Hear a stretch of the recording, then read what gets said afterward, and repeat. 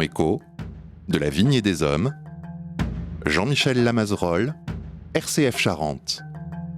Bonjour à toutes et à tous, bienvenue dans De la Vigne et des Hommes, de la Vigne et des Femmes, puisque vous savez que nous avons pris comme socle le livre de Monique Fillou sur les femmes du Cognac, de l'ombre à la lumière. Et aujourd'hui, j'ai la joie d'être à une trentaine de kilomètres au sud d'Angoulême, sur la commune de Péreuil-Val-des-Vignes, avec Madame Marilyn Ardouin, qui est courtier en vin et spiritueux.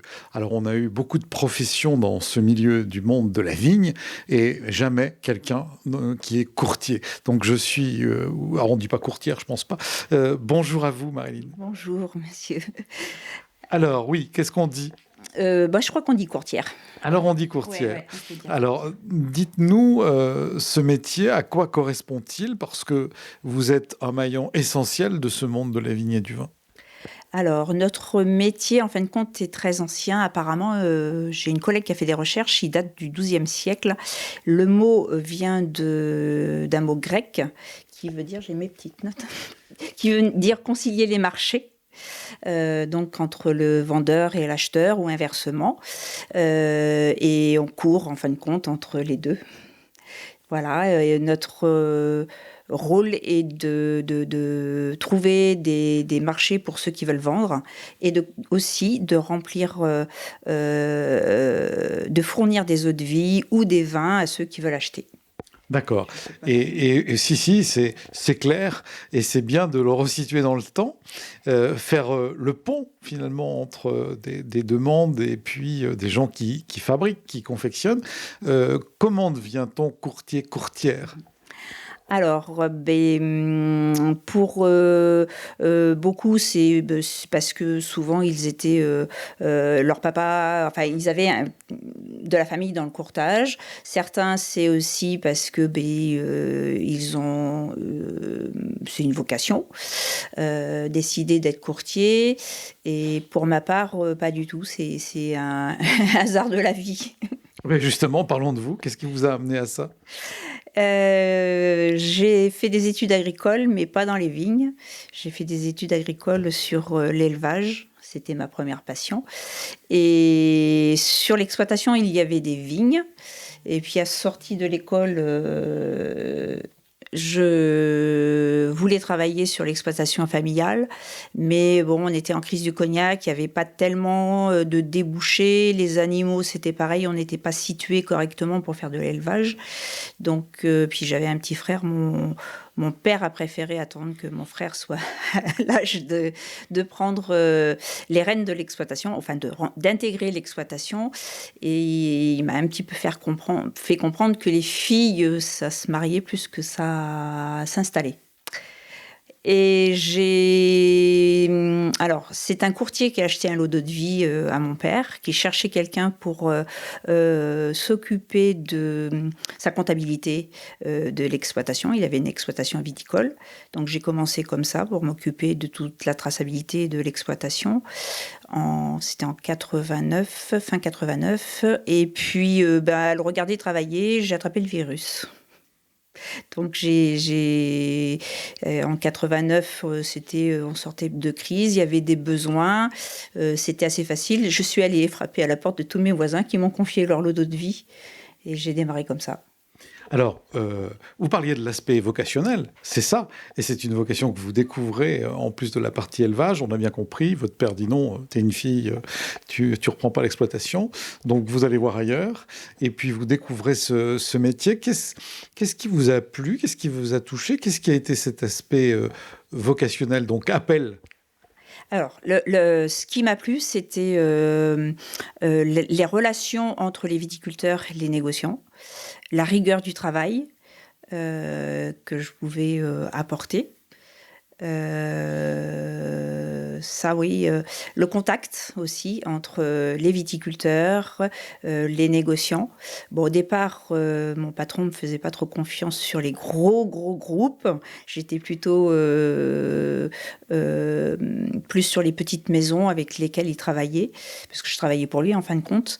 Et puis, pour des raisons de santé, il a été plusieurs fois absent. Et en fin de compte, je me suis débrouillée toute seule et c'était très concluant. Ce qui fait que j'ai fait 2 ans et demi chez lui. Après, j'ai pas pu rester pour des raisons économiques. Et je me suis lancée en 95. Alors, est-ce qu'on peut suivre un peu le travail quand vous avez découvert ce métier? Les premières fois, vous prenez de l'eau de vie, vous allez la vendre, enfin, comment ça s'est passé? Alors, oui, on nous confie un échantillon d'eau de vie quand on part de la viticulture. Moi, j'aime bien quand même, je suis un peu curieuse, donc la déguster, savoir si déjà avoir me faire une première idée si je vais trouver des défauts, si c'est vendable. Et à partir de là, on l'offre à un ou plusieurs négociants qui sont susceptibles de l'acheter. Donc, qui vont pouvoir l'intégrer dans des coupes. Alors, c'est eux qui vont fabriquer le cognac à ce moment-là. Alors, non, ça peut être des eaux de vie ou du cognac. Ça peut être des très jeunes, comme ça peut être des vieilles eaux de vie.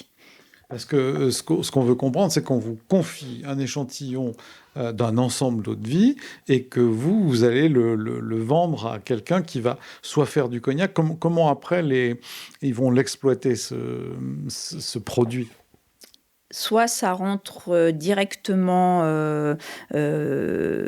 en vieillissement chez eux, ils vont les porter plus loin. C'est-à-dire que les 00 souvent, oui, c'est sûr, c'est porté pendant 2 ans pour être au moins du VSOP, ou ça rentre dans des coupes qu'ils ont déjà et sur lesquelles ils vont travailler pour les mettre en bouteille plus tard. D'accord. Ce que vous appelez le 00, c'est l'eau de vie à l'état pur, entre guillemets. Oui, c'est celle qui est produite de l'année, pas dans l'année de production, puisque on vendange en septembre, donc on est à cheval sur un exercice de 6-7 mois, puisque ça s'arrête au 30 mars. D'accord. Et après, comment vous sélectionnez ces eaux de vie et les gens comment se fait-on un nom et finalement une clientèle, aussi bien de ceux qui élèvent le vin et qui font l'eau de vie, ou même le vin, puisque c'est vin et spiritueux, et puis les négociants ou ceux qui vendent le produit fini? Alors ça, c'est la partie un petit peu compliquée, peut-être plus pour moi. Il faut aller, faut démarcher et le bouche à oreille. Quand on a fait une affaire qui se passe bien, les viticulteurs en parlent entre eux. Et puis après, on est assez courtisé quand tout va bien par les maisons de négoce qui prennent le listing et qui téléphonent à tous les courtiers. Donc ça, c'est assez facile, mais après, pour aller en viticulture, ouais, c'est un petit peu plus compliqué. Vous avez mis combien de temps pour vous faire un nom finalement et un carnet?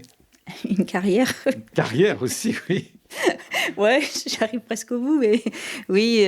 Alors j'ai eu des petits coups de pouce quand même par moment. J'ai eu de la chance d'avoir un ami qui travaillait sur une petite boîte de cognac qui m'a donné de gros coups de pouce. Oui, ça c'est important aussi. Oui. Alors on est dans votre bureau, là, pour ceux qui nous écoutent à la radio, et je vois devant moi, bien sûr, un ordinateur, mais l'étagère du dessus, en dehors des classeurs et des livres, il y a tout un ensemble de bouteilles avec des étiquettes. Est-ce que vous pouvez nous dire comment vous travaillez, puisque je pense que là, c'est votre outil de travail? Ah ouais, en fin de compte, les clients me donnent un échantillon. Ils ne me donnent pas. Je vais prélever dans leur fût parce que il faut que le lot que je présente, être sûr quand je vais le redonner à la maison de négoce et que le contrat va se faire, il faut que ça soit hyper représentatif de ce que l'acheteur déguste. Donc, dans un premier temps, je vais chez le viticulteur, on prélève toutes les barriques, une à une. Après, je rentre à la maison, je déguste, je mets... alors là, ce sont des grandes bouteilles, je les remets dans des petits échantillons avec une belle étiquette bien faite, parce que là, c'est un petit peu pour moi. Et je garde toujours un solde dans mon bureau. S'il y avait un problème à la livraison pour dire, ben non, moi, j'ai échantillonné ça et on cherche, ça m'est pratiquement jamais arrivé. Ça m'est arrivé qu'une seule fois et ça s'est bien terminé. Oui, le produit ne correspondait pas à ce que vous aviez pris comme échantillon. Si, le produit correspondait, mais entre-temps, entre l'échantillonnage et la livraison, il s'est passé quelques semaines. L'échantillon, c'était des double zéros, justement, qui étaient blanches. Et quand à la livraison, c'était un petit peu plus teinté, et le négociant a prétexté que c'était pas le bon échantillon, mais quand je lui ai amené ma base, il était obligé de dire si, c'est le même. Ça avait déjà vieilli un peu en fût, en fait. Oui, c'est ça. Mais bon, c'était parce que c'était... Bon, c'était une expérience un peu traumatisante, mais qui s'est très bien terminée quand même. Si des jeunes nous écoutent et des moins jeunes qui vont pouvoir en parler à leurs enfants ou leurs petits-enfants, pour se lancer dans ce métier, il faut faire quoi? Il y a des écoles où c'est comme vous, on passe par des filières et tout à coup on découvre ce métier et on avance et on se fait un palais, parce que je suppose qu'il y a ça aussi. Alors, c'est plus compliqué maintenant. Effectivement, quand moi je me suis installée, on passait en commission. Donc il fallait quand même avoir des bases viticoles. Comme moi j'étais fille de viticulteur et que j'avais déjà travaillé pour un courtier, il a fallu que je fasse un stage de dégustation. Alors je l'ai fait, j'étais enceinte de ma première fille, c'était pas tellement... C'était pas le moment, hein, si vous n'aviez pas des envies de fraises ou de myrtilles. Mais ça s'est quand même pas trop mal passé. Et puis après, en fin de compte, on est soumis à une carte professionnelle. On demandait à la préfecture pour avoir notre carte. C'était aussi soumis à la chambre du commerce qui donnait l'autorisation après un petit passage devant un auditoire. C'était assez facile. Maintenant, c'est plus compliqué. Avec le syndicat des courtiers, on a réfléchi, et puis aussi parce que l'État demande une professionnalisation des filières. Donc aujourd'hui, plus personne peut être courtier. Il faut avoir fait des stages de dégustation, des stages de distillation, 6 mois, je crois, pour travailler avec un courtier. Et après, on passe devant une commission où c'est un réel examen. Alors cette commission, il y a qui? Des collègues, des gens de la profession. Alors on vous demande de déguster. Quel est l'examen en gros? Je pourrais pas vous le dire, je l'ai pas passé. Vous n'avez pas été jury? Non, j'ai pas été jury. Non, je sais pas exactement. Il faut connaître. En fin de compte, la profession du courtier ne s'arrête pas qu'à porter un échantillon, puisqu'il y a la connaissance exacte du milieu du cognac, de toute la filière et de tout le côté administratif viticole, qui est très, très, très, je vais pas dire, lourd, où il faut connaître ça sur le bout des doigts, parce que quand on fait un marché, il faut qu'on soit exactement dans le bon registre de ce marché, c'est-à-dire en vin, il ne faut pas confondre un vin cognac avec un vin IGP ou un vin autre débouché, et on a des volumes à respecter, des quantités vraiment qui sont données par le cahier des charges des différents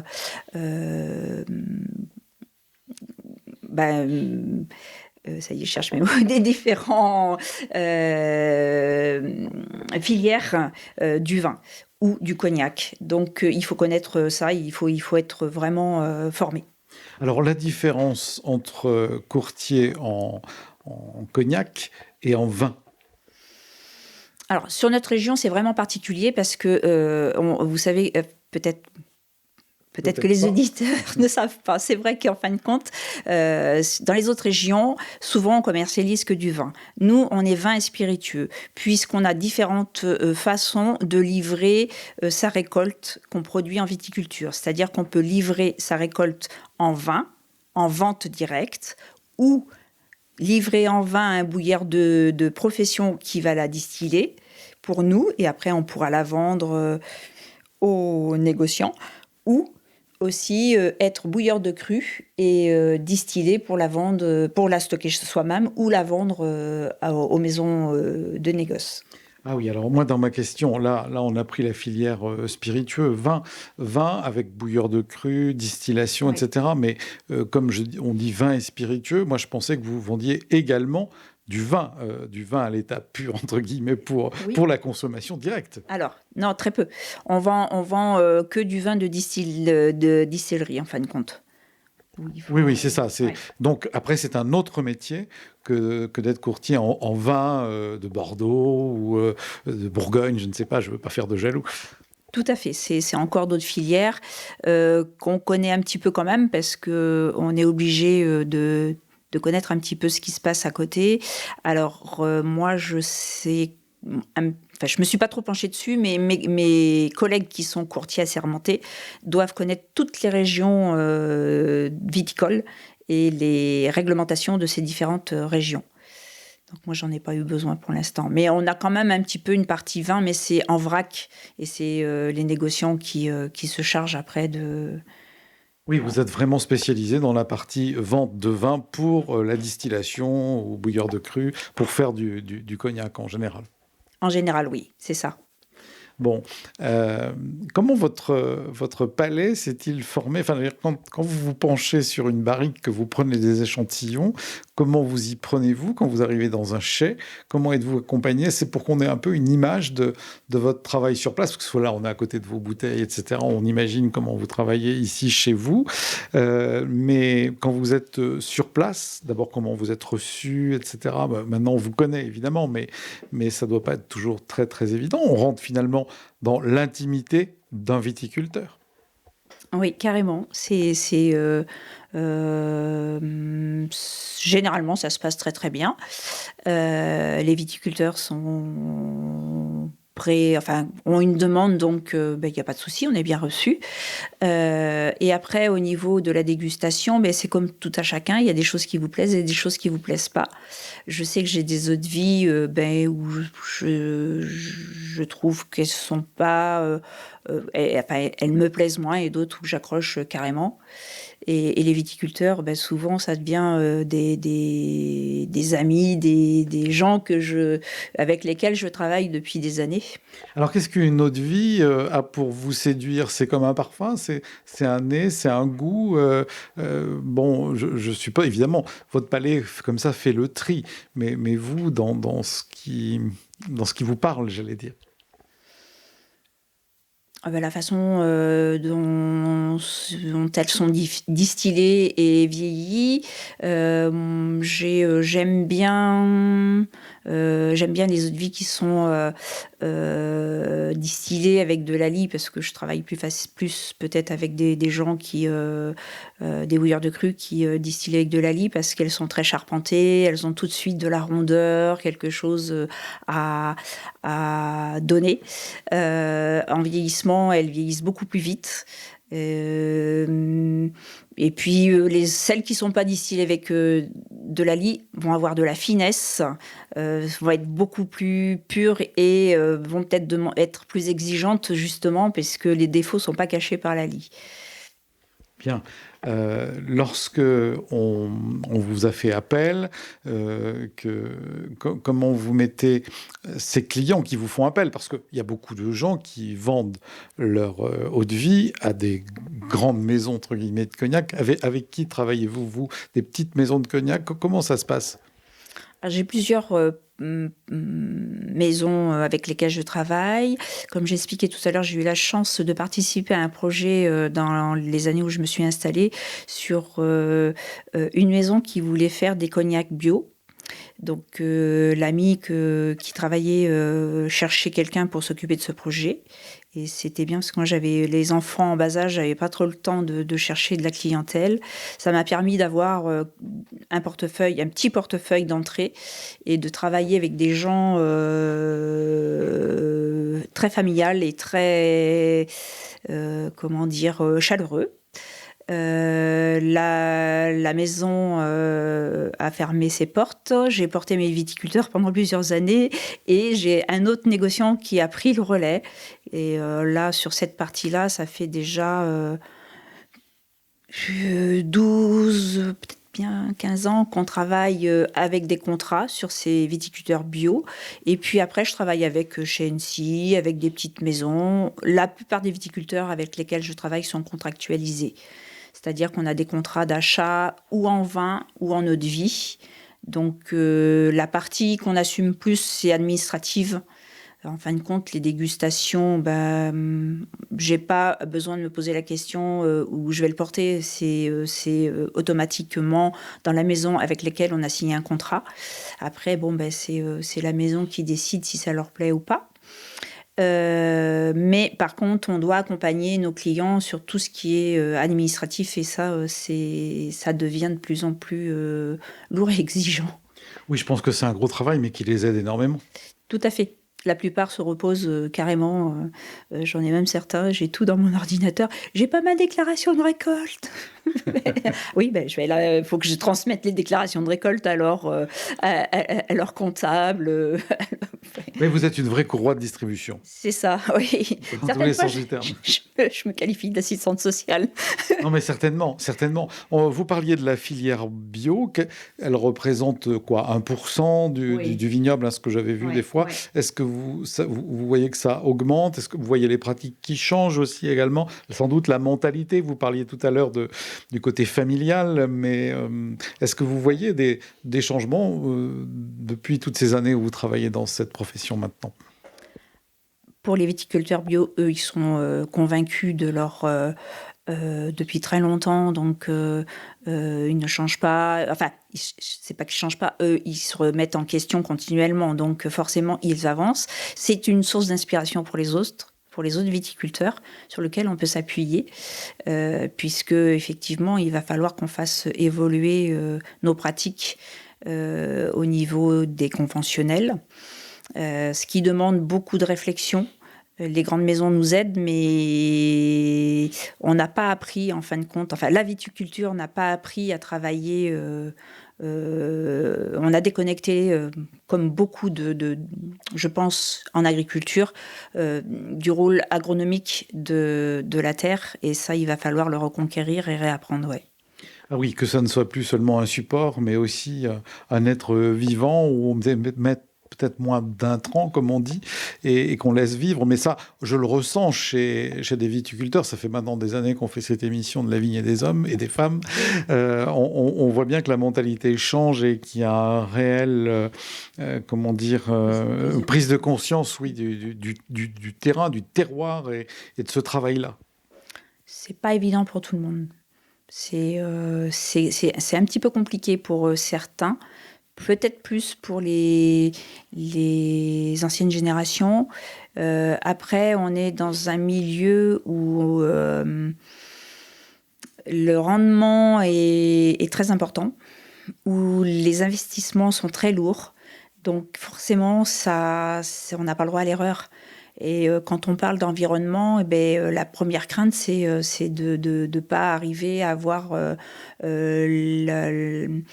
faire la récolte nécessaire pour faire tourner son entreprise. Ça, c'est une première angoisse. Je pense que quand les viticulteurs seront plus rassurés sur ça, ça sera beaucoup plus facile. Je pense qu'il y a tout un travail qui est mis en place par les grandes maisons, comme vous disiez, par le BNIC aussi, pour accompagner les viticulteurs. Oui, tout à fait. Oui. Il y a beaucoup de choses en place pour essayer de nous amener à des pratiques plus saines et avoir... en fin de compte, c'est un équilibre. Il faut que le viticulteur soit bien, il faut que tout le monde soit bien. Bien. Et alors, si vous aviez quelque chose à dire à des gens qui voudraient rentrer dans votre profession, vous leur diriez quoi pour terminer l'émission ? Alors, si ça m'est arrivé il n'y a pas très longtemps, on me demandait justement, il vaut mieux être une fille ou un fils de, ça c'est plus facile. Parce qu'effectivement, de rentrer tout seul, c'est quand même assez compliqué. Oui, ça veut dire qu'il vaut mieux être né sur une exploitation ou chez des éleveurs de vin. Ou d'avoir un papa qui était courtier ou avec un carnet d'adresses. parce que c'est plus facile. Après, bon, il n'y a rien d'infaisable, hein. J'ai pas mal de collègues qui vont partir à la retraite, donc il y a peut-être des choses... mais le métier va se transformer. Donc, il ne faut pas...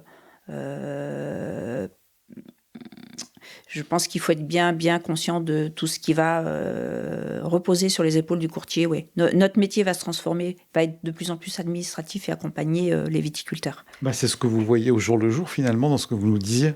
Oui, tout à fait, oui. Bien, écoutez, merci de ce témoignage sur votre métier de courtier-courtière, Marilyn Ardouin, de nous avoir reçus aussi aujourd'hui chez vous, et puis entouré de vos flacons, et puis on vous souhaite de continuer dans cet bel accompagnement des viticulteurs de Charente. Merci. À bientôt, au revoir. Au revoir. Et moi je vous dis au mois prochain pour une autre émission de La Vigne et des Hommes.